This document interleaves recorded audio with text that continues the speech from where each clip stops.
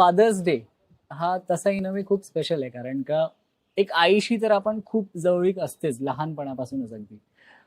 पण ह्या प्रोसेसमध्ये जे घराला जे बांधून ठेवण्याचं जे काम असतं ते त्या घरातले जे म्हणजे बाबा असतात तेच करतात. म्हणजे घराला आर्थिक बाब ती रिस्पॉन्सिबिलिटी ते लहानपणापासून घेतात स्वतःच्या खांद्यावर, आणि ती येस. म्हणजे अगदी तुम्ही तुमच्या पायावर तुमचं लग्न होईपर्यंत त्यानंतरही ते निभावत असतात.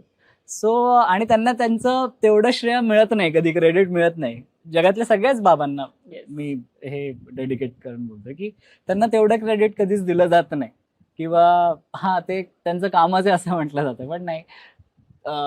मॅक्झिमम जो पिलर असतो एक फॅमिलीचा ते Yes. कधी एक बाबाच असतात. माझ्यासाठी माझे पप्पाच आहेत, आणि प्रत्येक फॅमिलीत एक बाबाच असतात. तर त्यांचं त्यासाठी हा दिवस म्हणजे खूप स्पेशल आहे की फादर्स डे म्हणून. आजही कुठल्याही फिल्ममध्ये जेव्हा फादर सनची स्टोरी असते ती मला खूप अशी टचिंग वाटते त्या बाबतीत, की नाही ऑफकोर्स आईशी तर आपण खूप जवळ असतोच, पण बाबांशी कसं आपण तेवढं खूप लिमिटेशन्स असतात काही गोष्टी बोलण्यासाठी वगैरे, एक रिस्पेक्ट असतो, पण तो कधी आपण डायरेक्ट असे काही एक्सप्रेस करत नाही.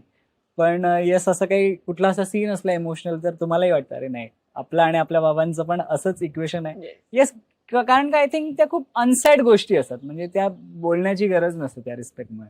आणि सो येस, त्यामुळे एक सुपर मॉडेल किंवा रोल मॉडेल लहानपणापासून बाबाच असतो प्रत्येक मुलांचा.